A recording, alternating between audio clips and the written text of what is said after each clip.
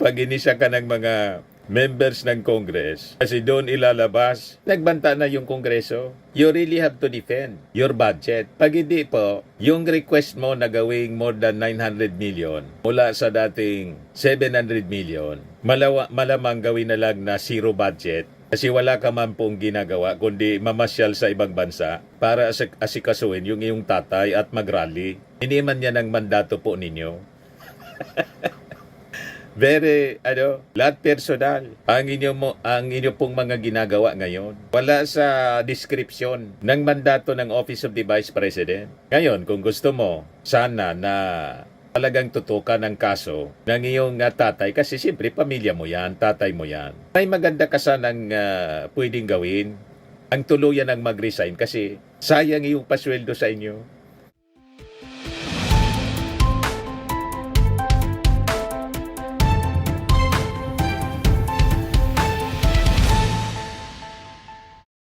Hello po mga kababayan, si Dante Maravillas, Bicolano vlogger, broadcast journalist from Albay. Sabi ni Sara Duterte mga kababayan, laging may kwento tungkol kay Sara Duterte. Anlibanat si Sara sa ating gobyerno at may mga suggestion siya. Ito yung bagong suggestion niya mga kababayan na as if mas marunong siya kaysa sa ating Pangulo. Sige ang daldal ni Sara Duterte. Yan sabi niya, hindi dapat pumapayag ang Pangulo na pakialaman ng legislators ang budget. Oy, Sara Duterte, paano hindi pakikialaman ng mga legislators ang budget? Na yung Congress, sila yung may mandato na busisiin ang budget. Sila yung binigyan ng ating konstitusyon ng power. Ng tawag po, mandato sa kanila, sa Congress ng konstitusyon. Parang yung forthwith na mandato ng konstitusyon sa Senado. The power of the purse. Mandato ng Congress. Hindi ka ba nagre-review ng mga batas tulad ng saligang batas? Nasobrang ka kasi ng pamamasyal. Kaya hindi mo na alam kung ano ng mandato ng ating Kongreso. Kaya nga po, pati budget po ninyo, pinangingialaman ng Kongreso. Pero mga kababayan, sabi ni Sara Duterte, handa daw niyang i-defend yung kanyang budget. Tingnan natin kung hindi ka naman magwala. Pag inisya ka ng mga members ng Congress, kasi doon ilalabas, nagbanta na yung Kongreso. You really have to defend your budget. Pag hindi po, yung request mo na gawing more than 900 million mula sa dating 700 million, malamang gawin na lang na zero budget kasi wala ka man pong ginagawa kundi mamasyal sa ibang bansa para asikasuin yung iyong tatay at mag-rally. Hindi man yan ang mandato po ninyo. Very, lahat personal. Ang inyo pong mga ginagawa ngayon. Wala sa description ng mandato ng Office of the Vice President. Ngayon, kung gusto mo, sana na talagang tutukan ng kaso ng iyong tatay kasi siyempre pamilya mo yan, tatay mo yan. May maganda ka sanang pwedeng gawin.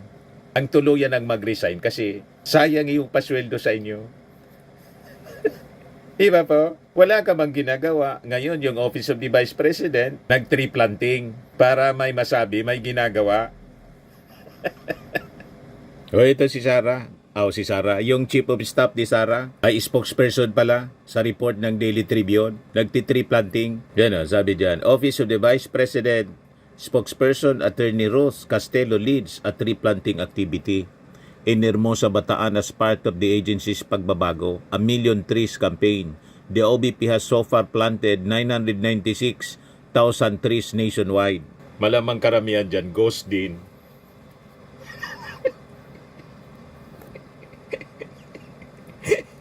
Di ba? Tapos, video-video ng konting tree planting. Dapat i-audit, mga kababayan, kung totoong may 996,000 na kahoy na itinanim po at magkano yung budget para sa tree planting. Makaduda po ito, mga kababayan. Baka kung another piatos na naman po ito. Another case ng piatos.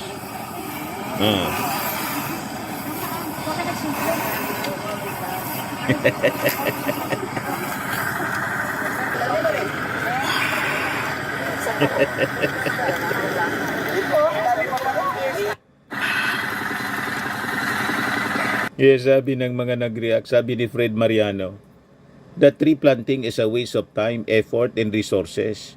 If there is no contingency on how to take care of them, the trees need to be watered, deweed, and fertilized. Ito yung sinasabing sarsuela. Stage play. May masabi na may pinagkakagastusan ng budget. Kailangan nitong i-audit kasi baka parehas ito ng kaso ng mga confidential funds na may mga seminars. Tapos kinobra yung confidential funds ang nagastos yung military sa seminar ng mga estudyante.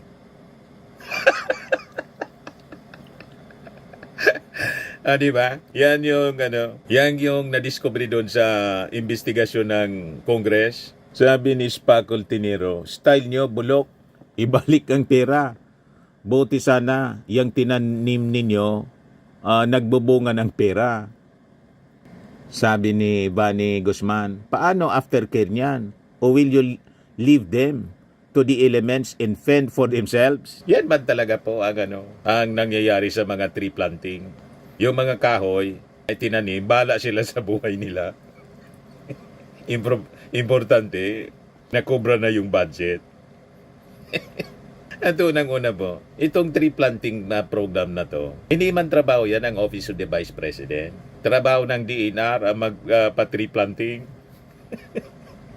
Yung mga trabaho ng iba-ibang mga agencies ng gobyerno, tulad ng DSWD, gusto nang kunin ni Sara Duterte. At ngayon, yung trabaho naman po ng DNR, baka pati coconut planting na trabaho ng PCA, kunin pa ninyo.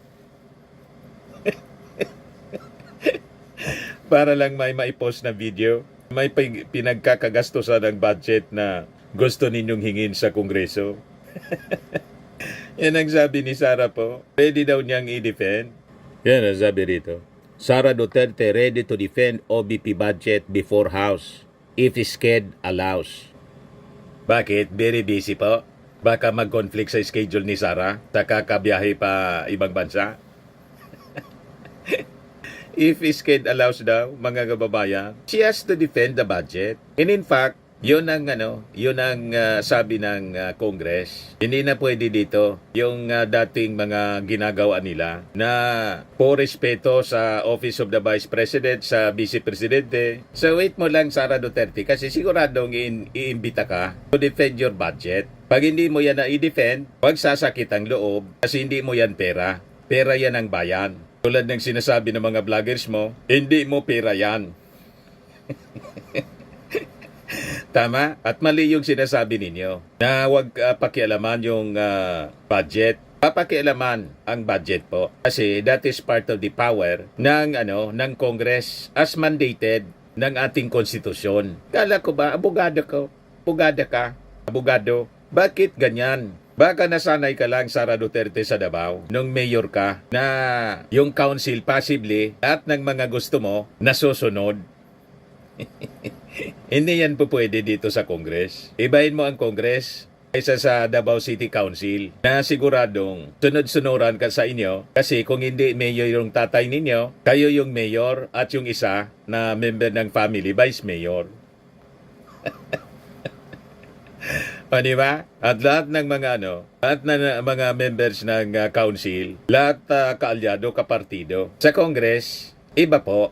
So sabi dito sa balita ng Inquirer. According to the Office of the Vice President, sabi ni spokesperson Ruth Castelo, the schedule for the House of Representatives hearing on the office budget, September 12 and 15, has already been pencil book in Duterte's calendar. So, it is also depends on the multiple engagement or commitments she has already made, sabi ni Castelo. Anong it depends? Ibig bang sabihin, mas importante pa yung mga lakad ni Sara Duterte na pabalik-balik sa kung saan-saang bansa ikot ng ikot para sa maisog rally sa Bring Him Home, na imposible man pong pagbigyan yung Him Home. Mas importante pa yon kaysa sa kanyang budget para sa operation ng Office of the Vice President. Kasi kung mas importante pa yung mga lakad niya, di umalis na lang siya bilang Vice Presidente. Di ba? Para makapag full-time siya sa pag-asikaso sa kaso ng kanyang tatay. Saka, para hindi na siguro ituloy pa yung impeachment.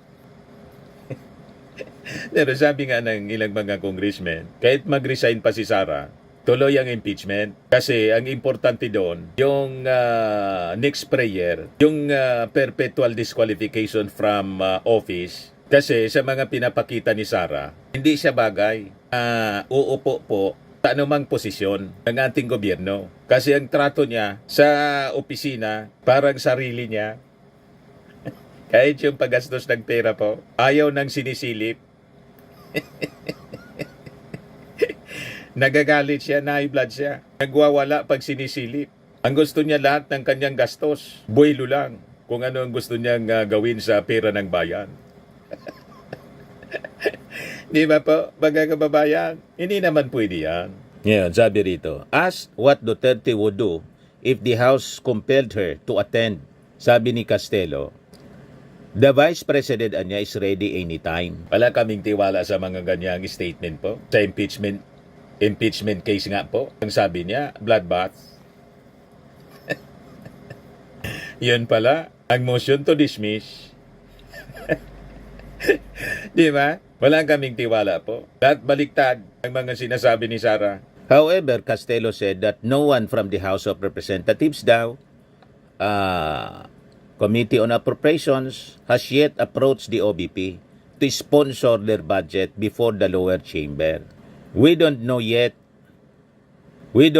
know who will help us defend our budget. Sigurado naman, siguro naman, among the members ng committee, may mag-sponsor niyan, siyempre. Parte yan ng trabaho ng Congress. Noong isang taon, si Alonto Adjong, yung sponsor, malamang si Alonto Adjong pa rin ngayon. Pero siyempre, kailangan na yung mag-sponsor to defend. Parang abogado yan. Kailangan kausapin ninyo. At dapat truthful kayo sa kung ano yung pagkakagastusan ng mga items na nandoon sa budget na sinabmit ninyo for approval ng Congress. O ngayon, going back doon sa dapat hindi pinapakialaman, lahat pwedeng pakialaman kasi yan ang trabaho ng Congress. Itong statement po ni Sara Duterte, mga kababayan, na hindi dapat pumapayag ang ating Pangulo na pakialaman ng legislators ang budget, maliwanag po na sablay. Pagpapakita lang, mga kababayan, na parang ignorante siya sa budget process. O diba? Hindi na lang sana siya na nagsalita. Kasi dumadaldal na hindi pinag-iisipan, hindi nag-iisip. Sabagay, kaya nga po patong-patong na problema yung kanyang kinakaharap kasi daldal ng daldal na hindi pinag-iisipan tulad ng pagbabanta niya sa ating Pangulo. Pagkatapos, sinabing no joke. After 2 months, baliktad na yung sinasabi. Alaman na niya kung sinabing ganyan. Sila man lang niya nagsabi ng ganyan. O diba? Tapos, ito pa yung sinabi ni Sara. Do what I do, anya. Duterte advises Marcos to go around, consult OFWs for solutions. Gusto pang kopyahin siya, mga kababayan, para siguro ma-justify yung kanyang travel. Lumampas pa sa naging foreign trips ng ating Pangulong Bongbong. 5 pa lang yung ating Pangulong foreign trips, sa kanya 11 na.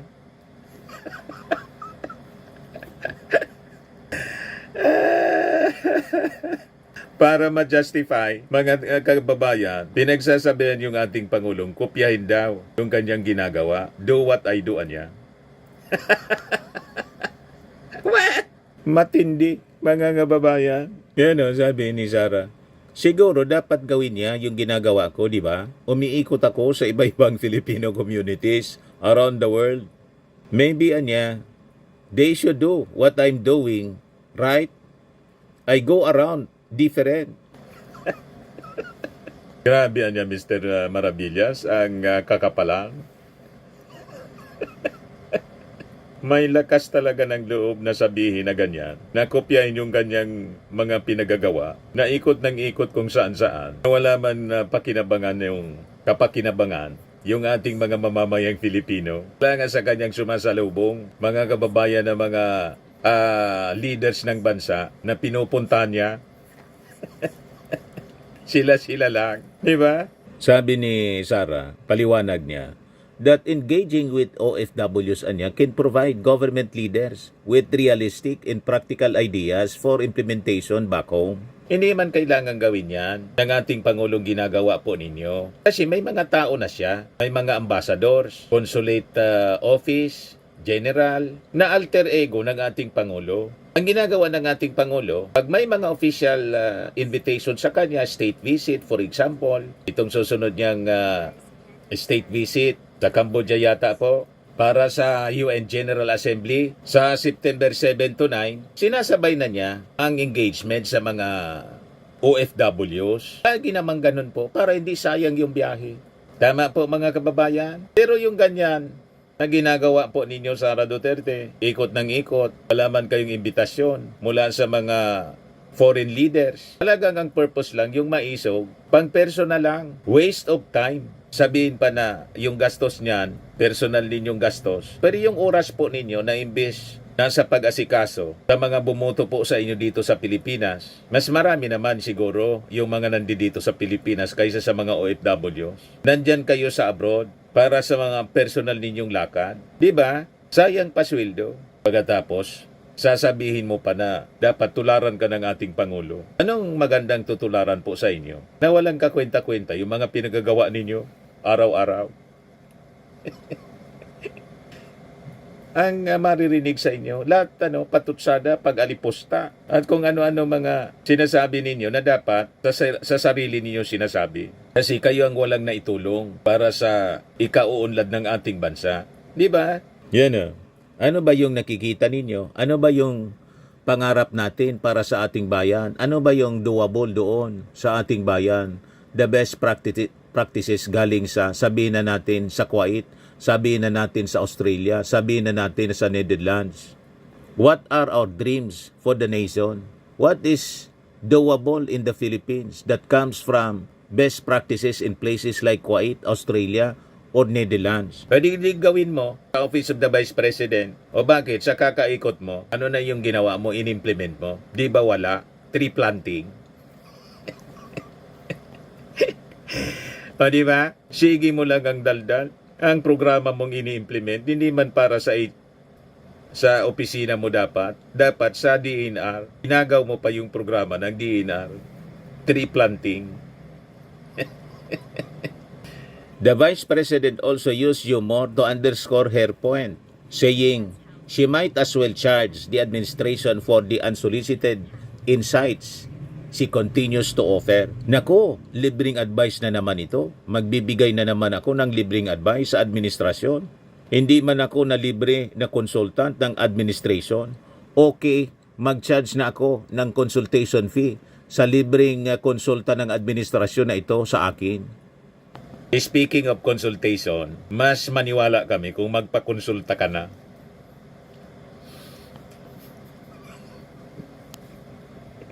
Kasi ibang-iba na po ang inyong mga pananalita, ang inyong mga manifestations. Diyan maniwala pa kami, magpakonsulta ka. Ano niya, Mr. Maravillas, na consultation na ang kailangan ni Sara? I-post na lang ninyo, mga kababayan, sa comment box ang nararapat na puntahang doktor sa consultation para kay Sara Duterte. Okay po, mga kababayan?